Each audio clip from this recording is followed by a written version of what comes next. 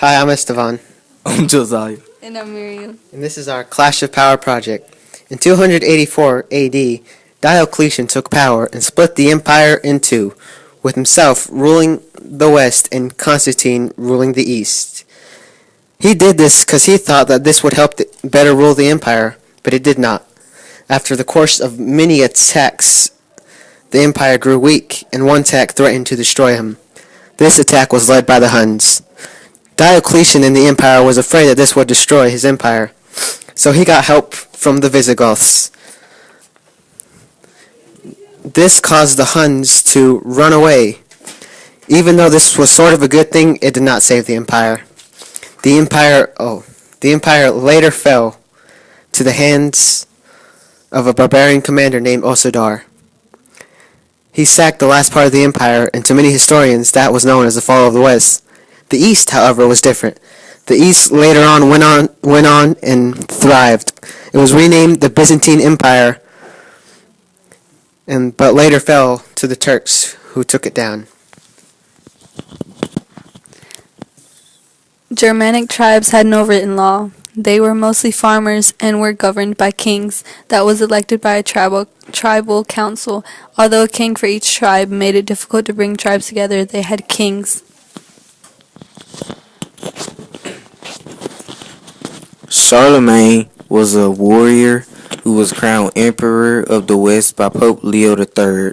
He established a central government in Western Europe. He was given the title the Holy Roman Emperor.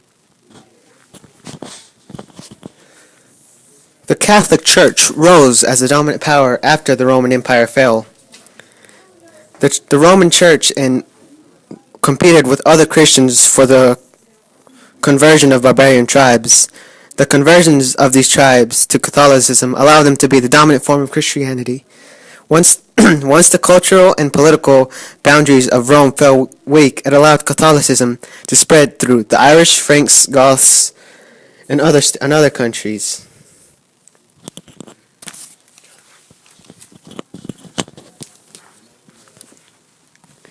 Charlemagne's reign of emperor widened the separation between Eastern and Western Rome because it united the Christian community and gave a chance for desperate power struggles between the future Roman and Catholic and Roman emperors. During this event, the Eastern emperor saw himself as the sole and only ruler of Rome. Charlemagne died on January 28, 814 AD. The empire fell apart because there was no immediate heir. It looked like his grandsons fought a war for them to rule, which fought for the crown. No one came successful, and they divided the lands into three parts for each of his grandsons. When William became king of New England, he introduced the feudal system. It was a new kind of system. It changed the social hierarchy of England. The king was the apex and the peasants were at the bottom.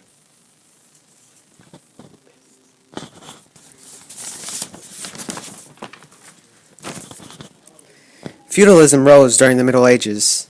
Land was owned by the nobles, who in turn paid knights and other peasants in order to protect them. Castles were also built in order to protect these people from oncoming attacks from surrounding areas. They needed good soldiers, so they also hired knights, brave soldiers, who were paid with money and pieces of land for their services. This allowed the people to get protection from other surrounding countries and pay warriors with land. If the land was owned by the nobles, then they could hire more and more people. In these times, land meant power. If you could hire knights and peasants and build castles for protection, then you also had power. This power caused the nobles to have more power than the king. The Magna Carta was signed in order to limit the power of the king. It restricted his power and was done by the nobles. Thomas Becket was an archbishop that disagreed with the king. This made the king furious and had him killed at Canterbury Cathedral. Otto was a man that took Henry the First asking. Otto worked to try to untie the lands while conquering northern part of Italy. When nobles challenged Pope John, he turned to Otto for help. When he hired the Pope, rewarded him by crowning him the Holy Emperor.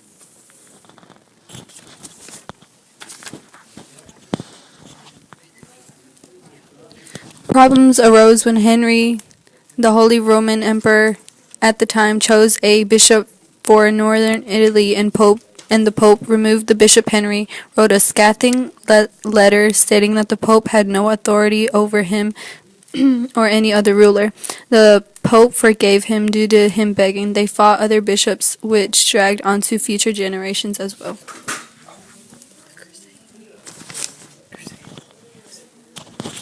The Crusades were religious wars fought by the Catholic Church in order to take back the Holy Land known as Jerusalem.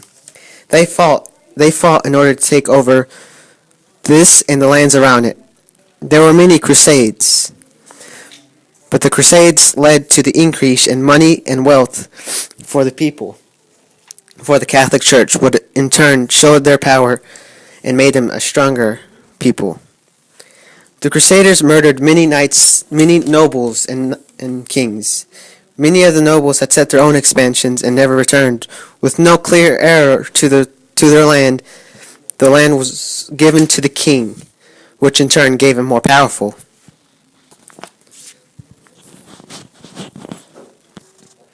When the French king died without a son, it was to the nearest male relative, who King Edward, King of England. He wanted to rule the French and English, but France said no and decided the regent was their rightful heir. The English king was upset and invaded the French. This sparked 100 Years' War.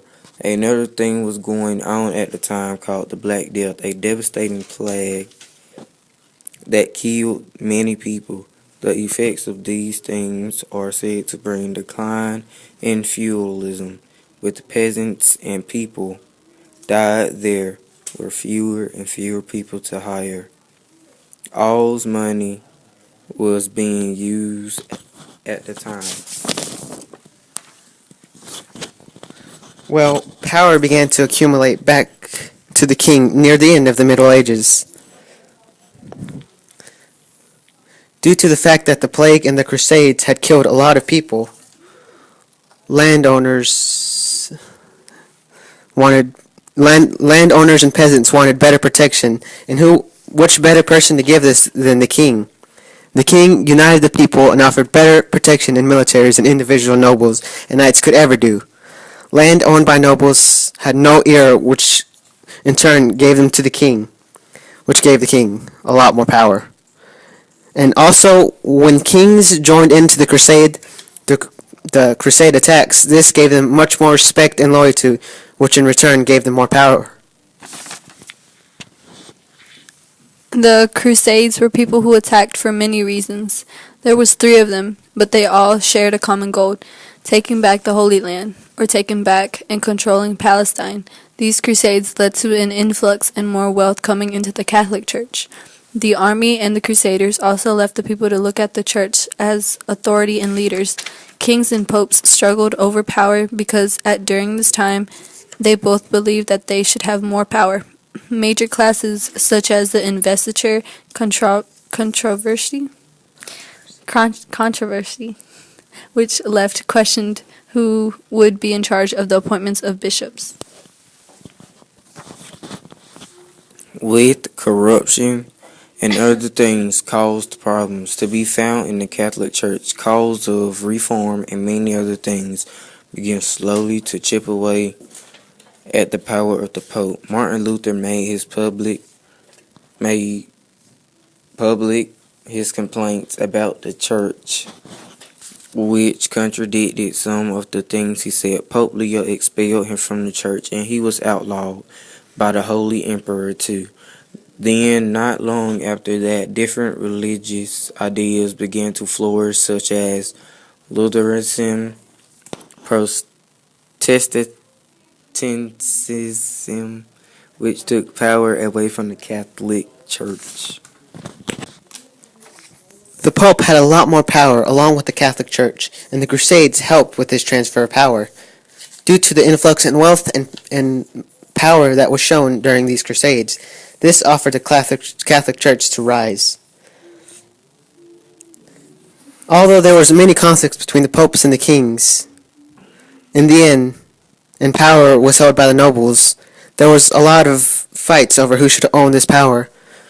But in the end, power went back to the kings, which allowed them to have more power. And that is our presentation.